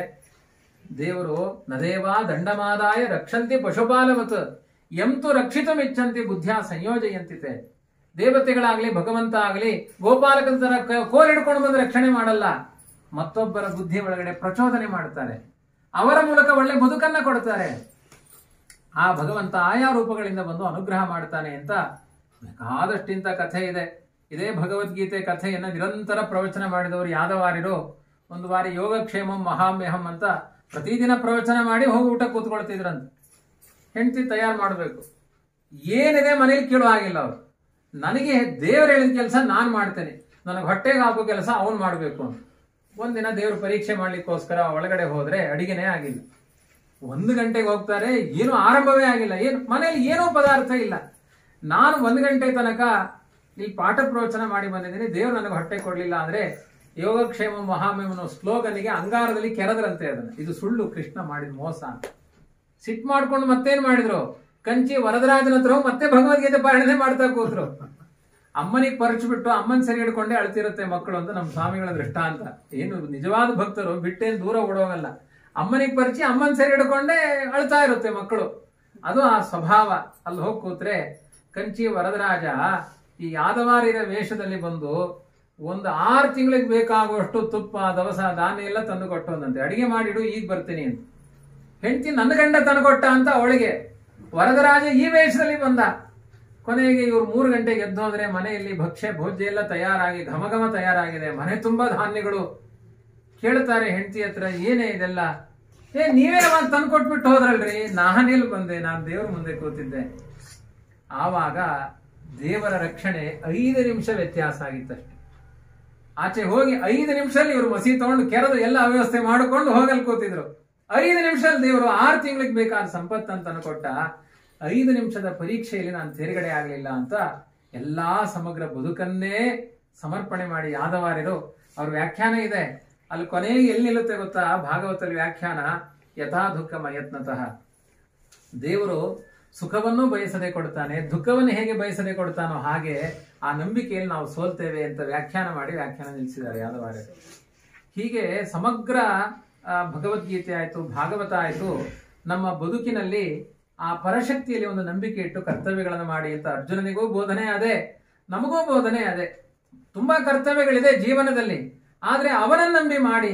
ಇದು ಯಾವುದು ಮುಖ್ಯ ಅಲ್ಲ, ಇದೆಲ್ಲ ಕರ್ತವ್ಯಗಳಷ್ಟೇ ವಿನಃ ಪ್ರಧಾನವಾಗಿ ಅವನ ಪೂಜೆ ಆಗಬೇಕು ಅನ್ನುವ ಭಾವ ಈ ಭಗವದ್ಗೀತೆ, ಕಾಟಕೋಪನಿಷತ್ತು, ಭಾಗವತಾದಿ ಉಪನಿಷತ್ತುಗಳ ಸಾರ ಇದೇ ಆಗಿದೆ. ಅವನಲ್ಲಿ ಶರಣಾಗತಿ, ಅವನ ನಂಬಿ ಬದುಕಿ ನಮ್ಮ ಬದುಕು ಮಂಗಳ ಆಗಬೇಕು ಅನ್ನೋದು ಪ್ರಧಾನವಾದ ಉದ್ದೇಶ ಆಗಿದೆ ಅಂತ ಹೇಳ್ತಾ, ಒಳ್ಳೆಯ ಇದೊಂದು ಸಂಧ್ಯಾ ಪ್ರದೋಷ ಕಾಲ, ಧನುರ್ಮಾಸ, ಮಾರ್ಗಶಿರ ಮಾಸ, ಗೀತಾ ಜಯಂತಿಯ ಹರಿದಿನದ ಪರ್ವಕಾಲಗಳು, ಇದರ ನಡುವೆ ಇದೊಂದು ಜ್ಞಾನ ಕಾರ್ಯವನ್ನ ವಿಶೇಷವಾಗಿ ನಮ್ಮ ಪಾಪಣ್ಣ ಅವರ ಮನೆಯಲ್ಲಿ ಅತ್ಯಂತ ಪ್ರೀತಿ ಭಕ್ತಿಗಳಿಂದ ನೀವೆಲ್ಲ ಸೇರಿ, ಸಹೋದರರೆಲ್ಲ ಸೇರಿ ಮಾಡಿದ್ದೀರಿ. ನಿಜವಾಗಿ ನಿಮ್ಮ ತಂದೆ ಅವರಿಗೆ ಧರ್ಮಾತ್ಮರಾಗಿದ್ರು ಅನ್ಲಿಕ್ಕೆ ನೀವೆಲ್ಲ ಸಾಕ್ಷಿಯಾಗಿದ್ದೀರಿ. ಎಷ್ಟು ನಾನು ನೋಡ್ತಾ ಇದ್ದೇನೆ ಪ್ರತ್ಯಕ್ಷವಾಗಿ. ಧರ್ಮದಲ್ಲಿ ಒಂದು ಶ್ರದ್ಧೆ ಇರುವಂತಹ ಮಕ್ಕಳನ್ನು ಪಡೆಯುವುದು ತುಂಬಾ ಪುಣ್ಯ. ಅಂತಹ ಎಲ್ಲ ಮಕ್ಕಳು ಧರ್ಮ, ಅರ್ಥ, ಕಾಮ, ಮೋಕ್ಷ, ಪುರುಷಾರ್ಥಗಳಂತೆ ಇದ್ದು ನಿಮ್ಮ ಕೈಲಿ ಎಷ್ಟು ಸಾಧ್ಯವೋ ಅಷ್ಟು ನಿಮ್ಮ ಕೈಯಿಂದ ಧರ್ಮಾಚರಣೆಗಳನ್ನ ಜಗತ್ತಿನಲ್ಲಿ ಮಾಡ್ತಾ ಇದ್ದೀರಿ. ಆ ತಂದೆ, ಆ ತಾಯಿ, ಜನ್ಮ ನೀಡಿದವರು ಮಾತಾ ಗುರುತರ ಭೂಮೇಹೆ ಖಾತ್ ಪಿತೋಚ್ಚತರಸ್ಥತ ಅಂತ ಮಹಾಭಾರತದ ಮಾತಿದೆ. ತಾಯಿ ಭೂಮಿಗಿಂತ ಭಾರವಾದ ವಸ್ತು ಅಂತೆ, ಬೆಲೆ ಕಟ್ಟಲಿಕ್ಕೆ ಸಾಧ್ಯ ಇಲ್ಲ. ಆಕಾಶಕ್ಕಿಂತ ವಿಶಾಲವಾದ ವಸ್ತು ತಂದೆ. ಅವರ ಭಾವಗಳನ್ನು ನಮಗೆ ಅರ್ಥ ಮಾಡಿಕೊಳ್ಳಿಕ್ಕೆ ಆಗಲ್ಲ. ಮಕ್ಕಳ ಬಗ್ಗೆ ಆ ತಂದೆ ತಾಯಿಗಳಿಗೆ ಹುಟ್ಟುವ ಪ್ರೀತಿ ನಮ್ಮ ಹೃದಯದಲ್ಲಿ ಅರ್ಥ ಮಾಡಿಕೊಳ್ಳಿಕ್ಕೆ ಆಗಲ್ಲ. ಮಕ್ಕಳಾಗಿ ನಾವು ಸೋಲ್ತೇವೆ ಅಂತ ಮಹಾಭಾರತ ಹೇಳುತ್ತೆ.